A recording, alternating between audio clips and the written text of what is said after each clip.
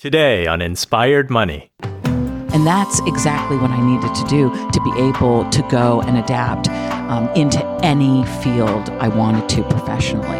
And I would take all those skills with me. So theater is the best. If your kid is even interested in theater, you should be so lucky. Better investment right now than I would say getting even a business degree. This is episode 113 with award-winning author, public speaker, playwright, and creativity expert, Tania Katan. Welcome to Inspired Money. My name is Andy Wong, a managing partner at Runnymede Capital Management. Each week, we bring you an interesting person to help you get inspired, shift your perspectives on money, and achieve incredible things. From making it to giving it away, Inspired Money means making a difference, creating something bigger than oneself, and maybe, just maybe, making the world a better place. Thank you for joining me. Hey, Inspired Moneymaker, welcome back. If this is your first time listening, welcome. So what do you think of the phrase, to think outside of the box? Pretty cliche, right? Today's guest is Tania Katan, and if anybody thinks outside of the box, it's gotta be Tania. She's author of a book entitled Creative Trespassing, a totally unauthorized guide to unleashing your inner rebel and sneaking more imagination into your life and work. Tania teaches people and companies to generate imaginative innovations and breakthroughs. She's been a speaker at Cisco Live, Expedia, Amazon, Google, TEDx, World Domination Summit, Uber, and many other companies and places. In the tech world, Tania is known as the co-creator of It Was Never Addressed, a social movement that went viral and has inspired over 50 million people worldwide to see, hear, and celebrate women for the superheroes that they are. The It Was Never Addressed campaign strives to shift perceptions of women in male-dominated fields. In this episode, you'll learn the concept of using creativity as currency, why Tania thinks studying theater was the best investment she ever made, and how Tania has used creativity as fuel for a freer and more joyful life, and perhaps we can too. Now let's get inspired with Tania Katan.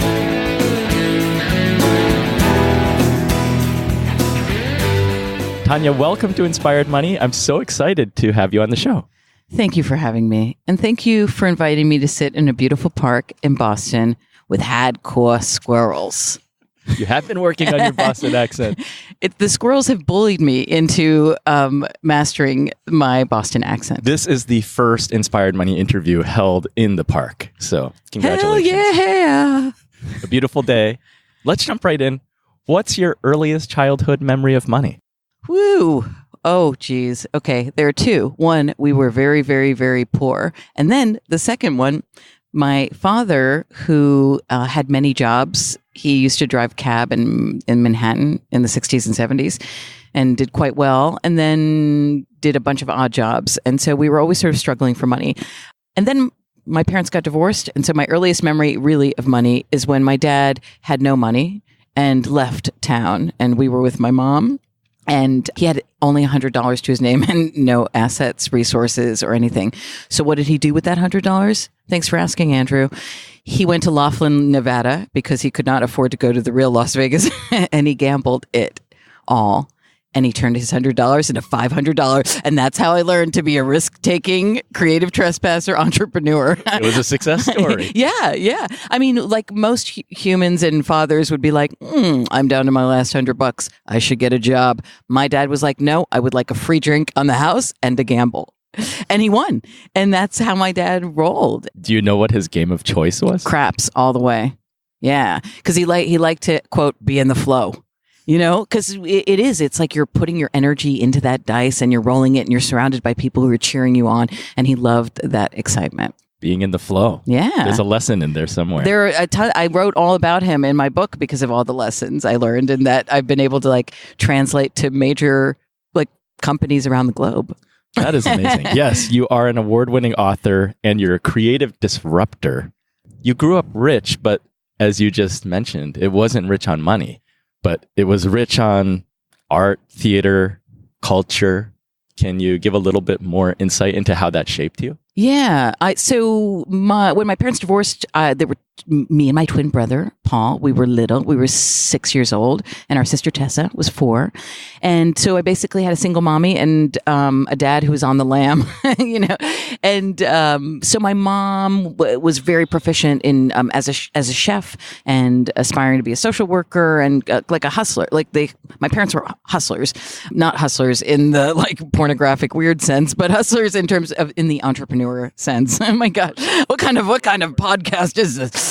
Yeah, and so my mom, when all the kids were going to like summer camp, my mom bartered her cooking skills for us to attend the camp for free. She also taught and made art, and she would barter her art making skills and art teaching skill for us to attend, different summer camps and things like this.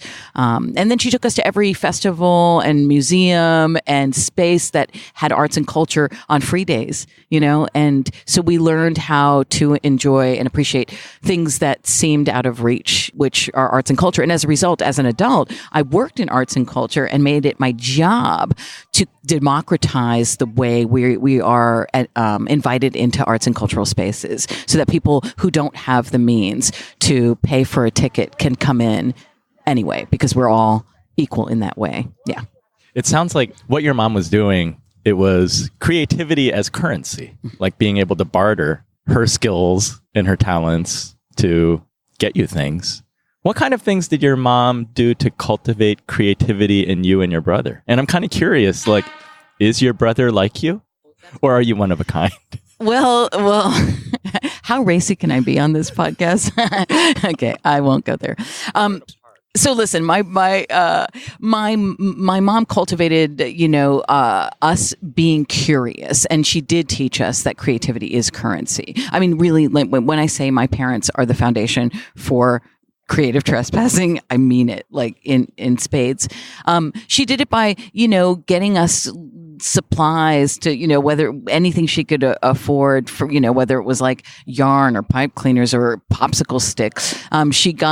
She would take us to places and ask us questions as children. So a lot of times, parents are kind of like, I have children, go run, be in the park. Oh, there's somebody to play with. My mom really engaged us in conversations about the art or the crafts or the things that we would see in the world. So I think, I guess really asking us questions and making us curious was, because once you have curiosity in your arsenal of skills or in your DNA, that doesn't stop at one subject, right? Like, I'm curious about most everything, unless my eyes glaze over, and then I cease to be curious about what we're talking about. And how about your twin brother? We're all, okay, so my twin brother, so Paul and both my sister, we're all curious by nature. My brother has gone into creating infrastructures so that kids can have safe routes to school on their bicycle, to understanding how cities work. My sister, early childhood education. She engages her students in play. So that's one way that all three of us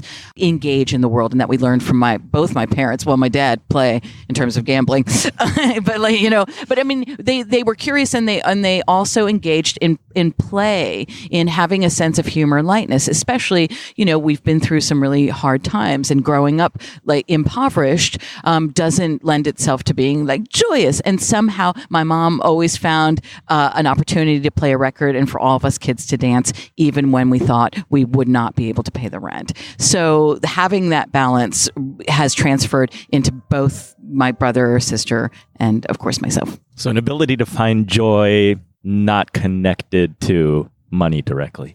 Yeah. I mean, I think, again, the messaging I received early on, I had to actually work myself out of in terms of money and being able to make it. My parents would do this whenever they made money when they were together, and then separately, it would come in, and then it's like, let's celebrate. And then it would go out, and it's like that $100 became a steak dinner, and everybody's like, yay. And then we're like, wait, we can't afford our our rent?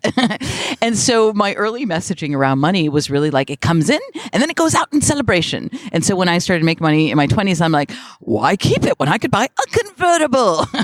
And so I literally had to retrain my brain and my mindset around money that yes, it comes in and you can celebrate and also you can keep some because that will help pay your bill and make you feel more comfortable being creative and taking risks. So finding that balance was something I learned and taught myself in my 30s and now. Did you learn the hard way using credit cards? Oh, no and yes. I did have some credit cards, and let's say I pushed them to the max in my 20s, but I was sort of smart inadvertently where the credit lines were no more than like $5,000. What? Yeah. So I never had debt that was like hundreds of thousands or 20 or tens of thousands of dollars. So there's something more accessible about having a debt that's just like, meh, yeah, I got 5,000 on this one. So, and now and you know what, when I paid them off, I paid some off, and then I was so out of it when it came to credit that I was like, God, that's so weird. I thought I had another credit card that was maxed out. My dad had secretly paid it off, and I didn't even realize it until I was like, that's so weird. Oh my God. So once my credit cards were paid off by me and secretly by my father, I never used credit ever. I mean, I have a credit card because I go to hotels and they're like, we need one of those. And I'm like, okay, I bought my car and bought cars in cash. I do it all in cash. There's something about not being beholden to a system. No matter how many points they give you, it's not worth it. It's just like Dunkin' Donuts. No, Andrew and I had a conversation earlier. I won't bring it up about downloading an app for Dunkin' Donuts to get a free cup of coffee. And I'm like, Andrew, after you've downloaded the app and pressed the button and presented it to the barista, you could have billed $200. So is it a free cup of coffee? The answer is no, in case you were wondering. But the 4-letter word free makes me so happy. It brings me joy. Okay. You should see him right now. He's laughing maniacally and he's in the park and he looks really cute. So we'll give him that. You mentioned that you were in the arts. You were in theater. There are many parents who don't want their kids to study theater because they're worried that my kid's going to be a starving artist. Like, how did you get into theater? Well, first of all, you're reminding me, I just did an interview with Jill Schlesinger on Jill on Money, who's awesome. And the first question she asks all of her interviewees is, what was your best financial investment? And I said, theater. And she's like, okay, let's talk about this. And it was. So I majored in theater because in high school, I did speech and debate. It was where I found kids who were smart, who were diverse, who were interested in telling stories and writing and performing. And I'm like, I've been doing that in the shower and in our living room and in my shared bedroom with my sister for years. I didn't know you could like study this. And I loved it. And I'm like, okay, well, when it came time to go to college, people are like, what are you going to major in? And I'm like, what I've been doing and loving, drama, duh. And then it was a major. It was called theater. And I'm like, this is fantastic. And really, I had no idea how financially lucrative it would be.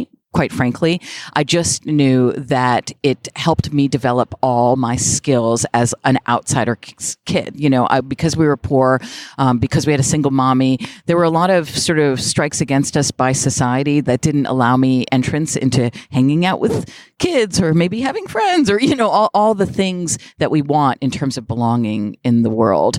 And with theater, I learned that having the skills of observation are key to creating a world because you can see the world around you. Writing dialogue, you have to see and hear how people speak to each other and how they express emotions. And then also it's connecting with audience. That's what theater is about. We're not just slopping up a play and hoping people have some emotion. We're thinking about the people who we're inviting in and we're offering them a conversation.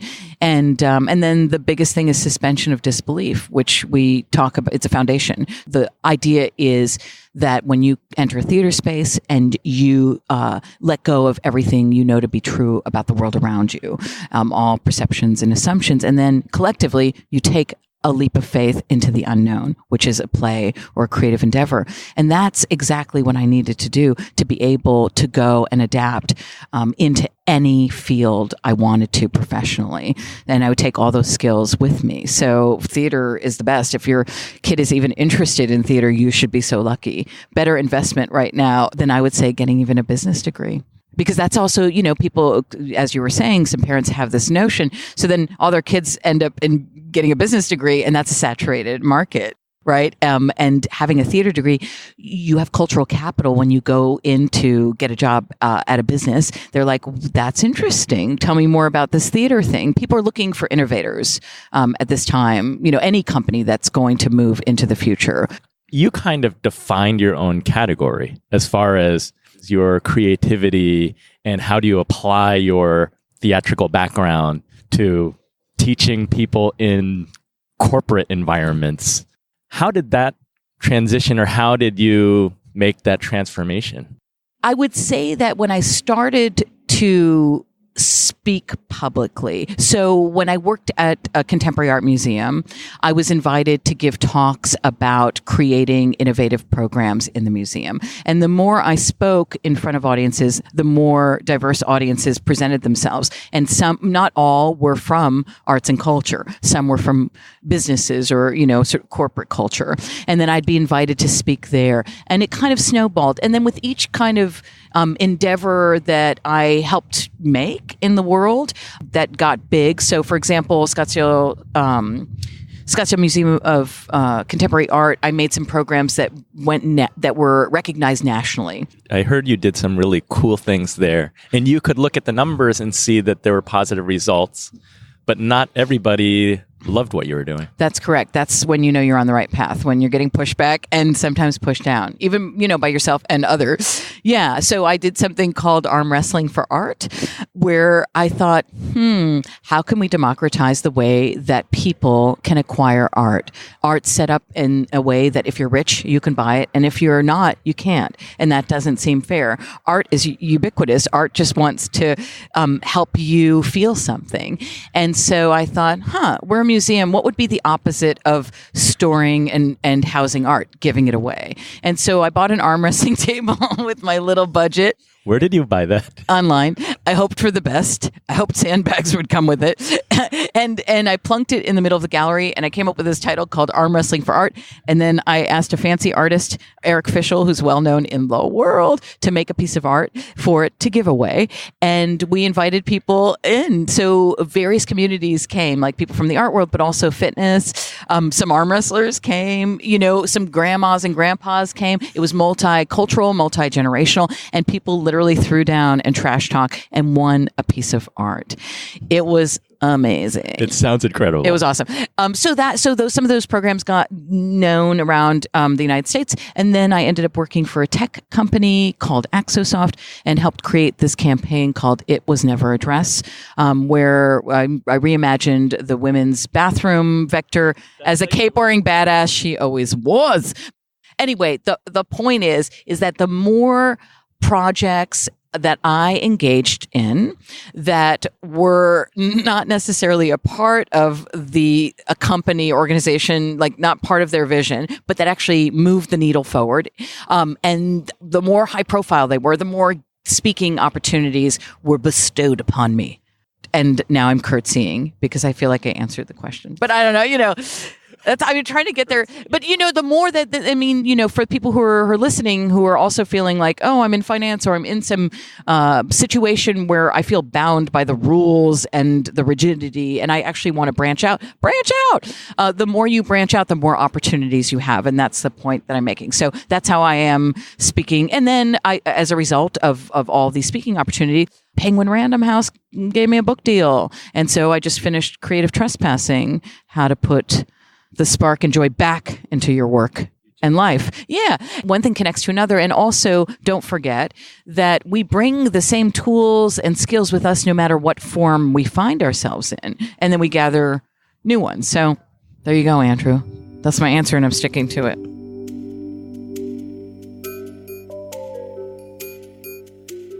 Coming up, the viral It Was Never a Dress campaign. Tania transitions from tech employee to starting her own business, and we're all creative. All that and more right after this short break.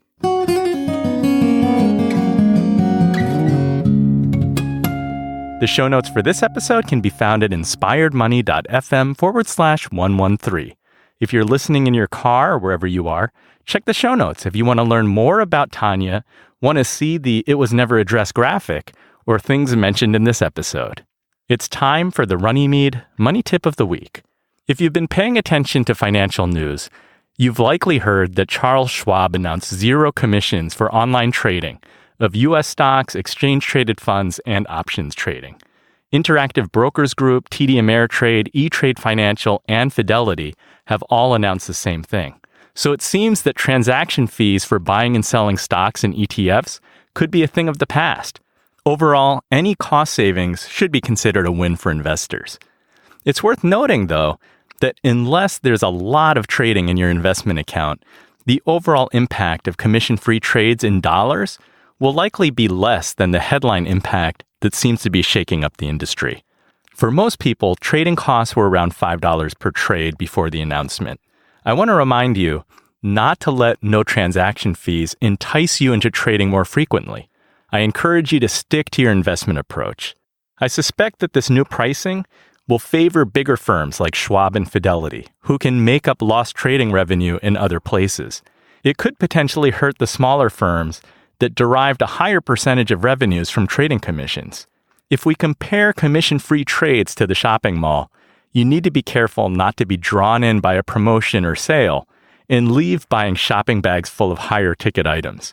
Rather than only focusing on trading costs, the key here is to have a holistic view and understand a brokerage firm's overall expense ratio. For example, what a brokerage firm loses in commissions, they're likely to try to make back by paying you a lower percentage on your money market fund.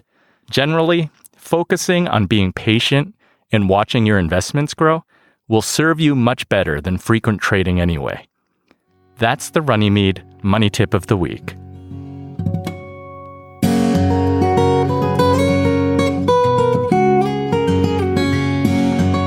Inspired Money is brought to you by Runnymede Capital Management.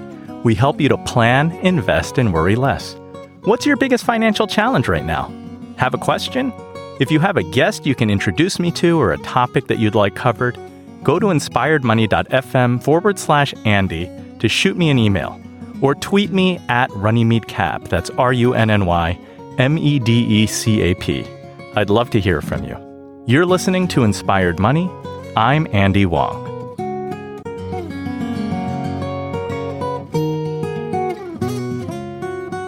The It Was Never Addressed that you co-created, that's a piece of art in itself because you saw something that other people didn't see.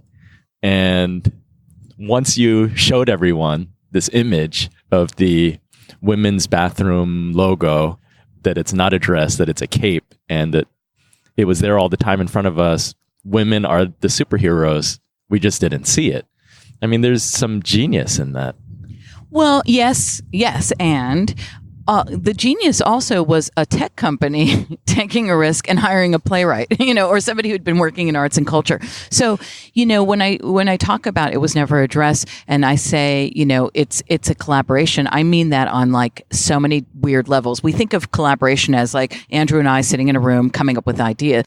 Collaboration can take lots of different forms. And the minute that, the CEO of Axosoft said, hey, we'd be interested in hiring you as an evangelist. And I was like, a religious zealot. Yes, I would like to do that. No, I didn't know anything about technology. And so she took a big risk on me. And I took a big risk on derailing a career in arts and culture to jump in. And so that to me is the inception of a collaboration. And then we found a problem that wasn't like something that the company was looking to solve, right? It was a software company, B2B, project management for software developers. We weren't looking to solve like, how do we get more women in the tech pipeline? And then my boss said, we're going to sponsor a Girls in Technology conference. How do we do something cool that represents women in technology? And then, my colleague Sarah and I started brainstorming and came up with nothing. And then, I went for a walk and incubated this idea of like, what does it mean to be an outsider? And how do we invite other outsiders in? And then thinking of symbols that represent women, and then thought of the women's bathroom vector. But living with her for a little bit, because, there wasn't a fully formed idea. It was just a symbol. And then bringing her back to Sarah, and we were looking at her and we couldn't really crack the code. And then I just couldn't shake the shape of her dress. Like it's a triangle, and it's also, other things are a triangle, and I thought, oh, maybe she's wearing a cape. And that's when I printed it out with a prayer and a pencil and made a few lines and realized, holy shit, she is wearing a cape. And then I showed her to Sarah, who said it was never a dress. And then I'm like, and then we realized we had a campaign, but we didn't realize the scope of it or anything like that. Yeah. So it was, and what was been very cool about it, this came out in 2015, we sort of launched it, is that people have made it their own. The symbol and the idea behind it is so much bigger than the parts that co-created it or collaborated to make it. That's the wonderful thing when people are like, that's mine, that's my daughter, that's my son's. They were like, we think this is awesome. That's the best thing for me personally. That's the hope with any sort of art or any business, is that people love it so much and it impacts and empowers their lives that they think they claim it as their own. For you, moving from the art world from the museum to tech, is that a money decision? No and yes. The no part is I like to leave a job when I am ahead and when it's in good shape, as opposed to when it's like, peace out, there are dirty dishes in the shared sink, I'm leaving. And so I was doing really well at the museum. And also I'm one of those people who need a challenge, and I like to start something from the ground up. So when the tech company approached me with originating a new position, I thought this is the right time. And also I like to double my salary, and that happened. I mean, and quite frankly, and it's funny because I write about it. I write about it in Creative Trespassing, especially. I have a little chapter about imposter syndrome and how many times everybody, regardless of gender, and sometimes women a lot, sort of undervalue ourselves, especially in the negotiation process. And so I always say, ask for double, and then negotiate down. What's the worst? And every time I've asked for double, nobody has said, no, we can. It's been successful so far, but now I'm working for myself, so I gotta pony up. I gotta pay myself. Were you let go by that company? By which company? Axosoft? I don't know which one. Because today you are selling creativity and capes. You did go out on your own. But there was a transition. Yeah, the transition with that company was, I wasn't fired, but I wasn't invited back to work on Monday. So it was a moment where I think we had both realized I had been wanting to be more expansive with the messaging behind the campaign. And I was more interested in selling creativity and capes in this. And they were more interested in selling software. Basta. And they're a software company, and that's what they need to do. And so it was really, I felt really good. That campaign did all the things that were required of me when I entered that position. They wanted brand awareness, which they didn't have. And the coolest thing for me was when our developers, they go to tech conferences all the time. They set up a table. People maybe know who they are, but mostly not, And when that campaign went viral, the developers came to me and they would say, oh my God, everybody came to our table at the conference. So it was a moment when I think we both felt like we had fulfilled our obligation. I was not let go of, but parentheses. Yeah.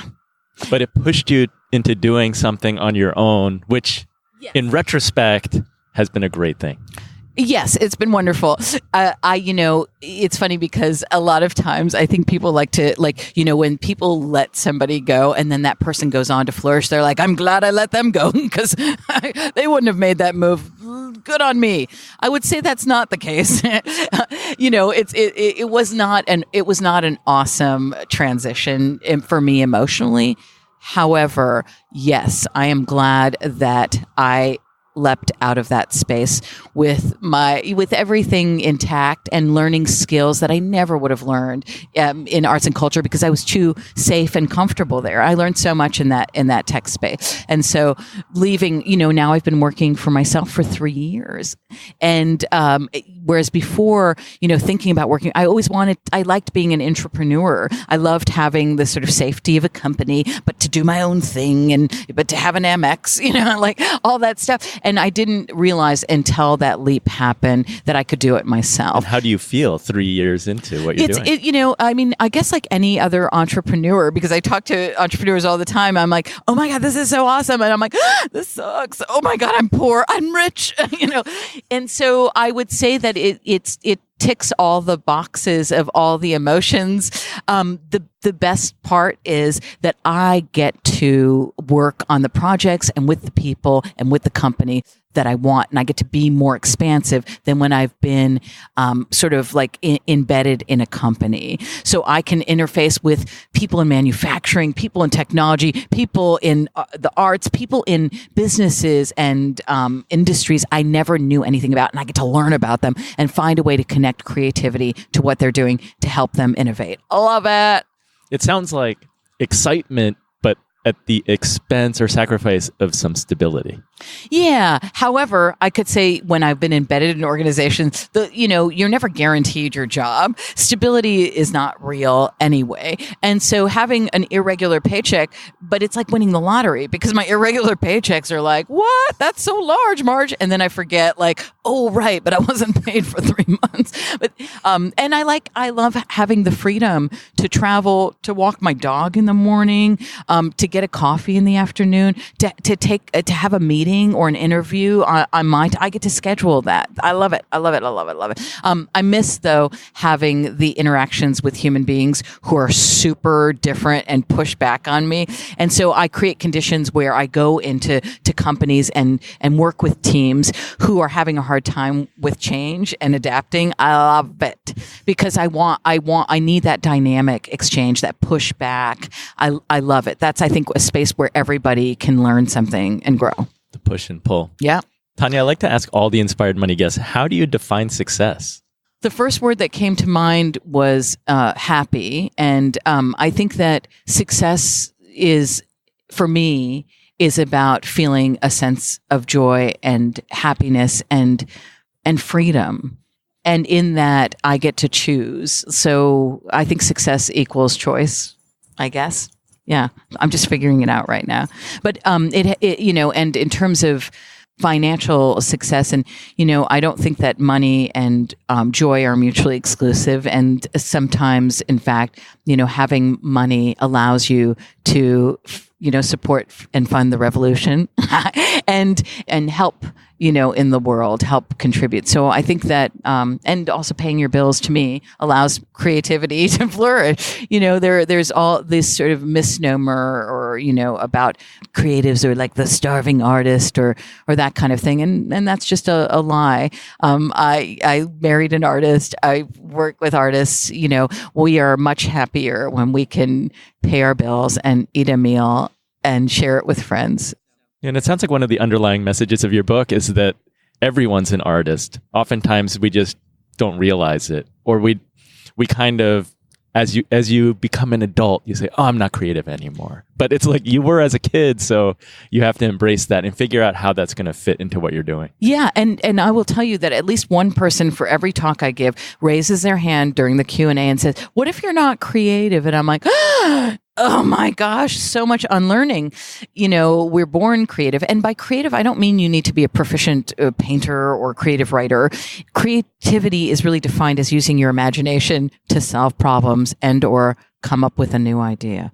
That's it. So even if you're an accountant, you are using and you're figuring out the Q4 budget and you can't find the math isn't adding up, you actually have to use your creativity to figure out what the F happened with that receipt. Where is the missing number? And then you go back into your imagination and you're like, well, I went to lunch with that client on Wednesday. We had a cappuccino. That was really nice. And then you find the $15.36, So you have to use, it's about using your imagination to solve problems. That's creativity. We all have to do it no matter what industry we're in, period.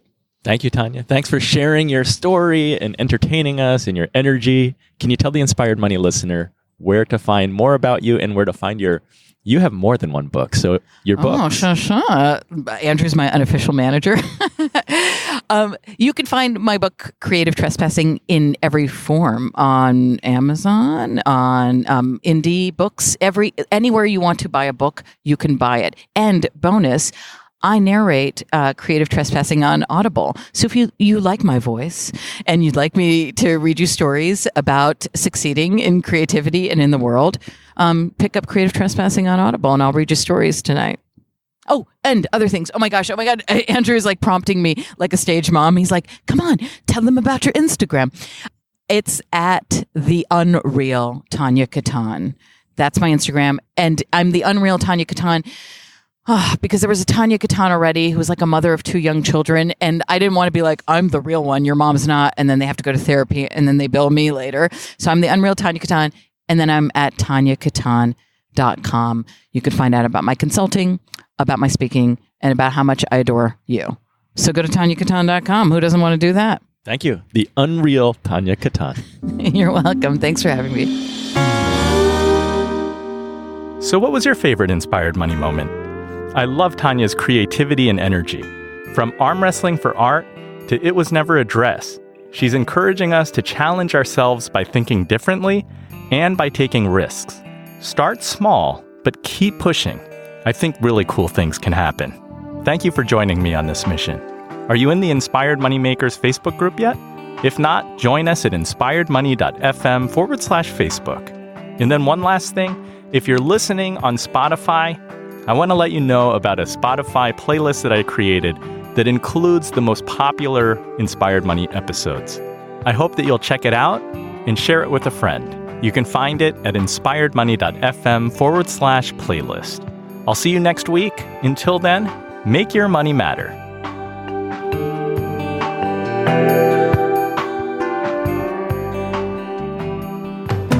The music you're listening to right now and all other music on today's show is by the amazing Jim Kimo West.